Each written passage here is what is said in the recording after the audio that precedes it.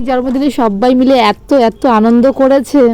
মাহি জেঠুর কথা শুনে হেসেই দিয়েছে। হাতি পা দে টু ইউ মাহি।